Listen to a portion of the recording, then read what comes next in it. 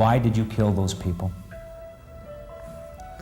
No comments. 13 murders, a trail of vicious assaults, and an unstoppable thirst for violence are some of the horrors that make this man a real-life monster. Richard Ramirez, the famous Night Stalker, began his terror in the dark summer of June 1984. Over the next 14 months, he would go on a killing spree so evil that he literally rewrote the book on serial murders. Richard Ramirez was born on February 29, 1960 in El Paso, Texas, and his early life was marked by violence and abuse. His father, Julian Ramirez, had a short temper, beating his children whenever he could. But this man wasn't the most violent person in Richard's family, because the things he would see were about to get even darker. Because there was someone even more sinister, his cousin. Mike Ramirez, a Green Beret, would tell gruesome stories from his time in the Vietnam War to Richard when he was just 10 years old. Things would get even more graphic when his cousin pulled out Polaroid photos of his victims. In one awful photo, he was holding the decapitated head of a woman he had abused. The stories were so sadistic that this kind of violence was becoming normal to him. This is how his fascination for unforgivable crime started. This exposure to violence is what shaped him into the monster he would become. But things were about to get even worse. When he was just 13 years old, Richard witnessed how his cousin Mike Ramirez shot his wife in the face during an argument in 1973. Instead of helping in any way, young Richard simply sat back and watched the moment. Shockingly, Mike was later found not guilty of his wife's murder by reason of insanity, leaving Richard alone with no one to enjoy these horror stories with. Richard's sister Ruth noticed he wasn't doing well at his house and let him stay in her home so he could escape his father's brutality. However, what Ruth didn't know was that her husband Roberto had a dark secret. Roberto himself was a complete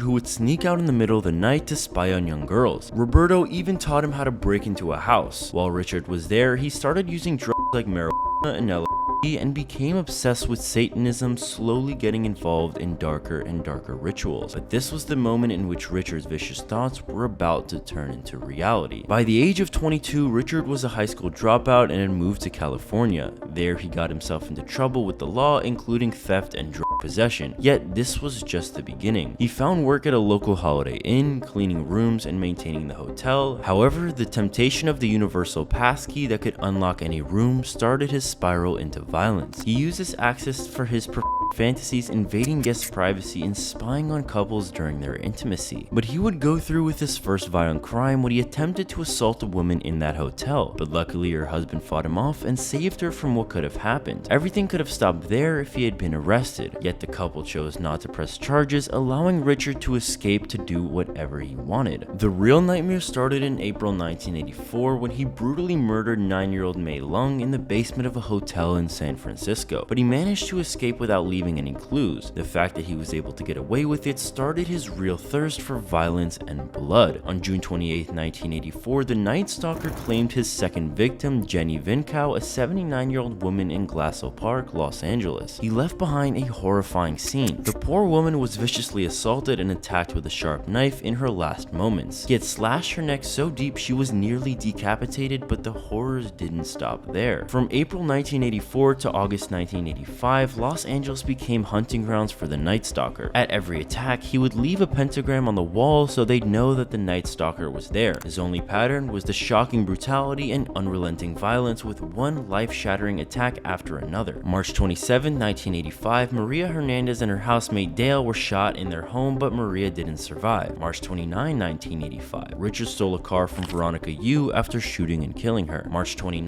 1985, Richard broke into the home of Vincent Charles Zazara, killing him. Maxine Zazara, Vincent's wife, survived an attack by Richard after being beaten, bound, and assaulted. June 27, 1985, Richard killed 32-year-old William Bill Carnes and tried to sexually assault his fiancée Inez. But little did he know that this terror spree was about to end. Police detectives hadn't realized that these crimes were committed by the same person, so nobody even had him on their radar. But he accidentally left a shoe print on the crime scenes that would crack the case. Police analyzed the print and realized it was the same one at multiple scenes, meaning that this was the work of a serial serial killer. This horrible news made headlines everywhere, and everyone in Los Angeles closed their doors tight that night. Richard tried to run, but it was all about to be over. Because in August 1985, Richard Ramirez tried stealing a car outside of a home. A 13-year-old boy noticed something was going on outside of his house and saw a suspicious-looking man. He went outside and wrote down every detail he could, what the man looked like, the license plate, and reported it to police. The little boy's bravery brought an end to Richard's terror in LA. This is because Richard Ramirez was arrested and accused of 43 violent charges, including murder, sexual assault, and burglary. You would think that with his psychopathic behavior and horrible crimes, he would be absolutely hated by the media, but since he was charming and good-looking, the effect was the complete opposite. Thousands of women were sending love letters to him, and fans were begging he wasn't sent to jail. Others were horrified at this. During his trial, Richard shocked the world by shouting "Hail Satan,"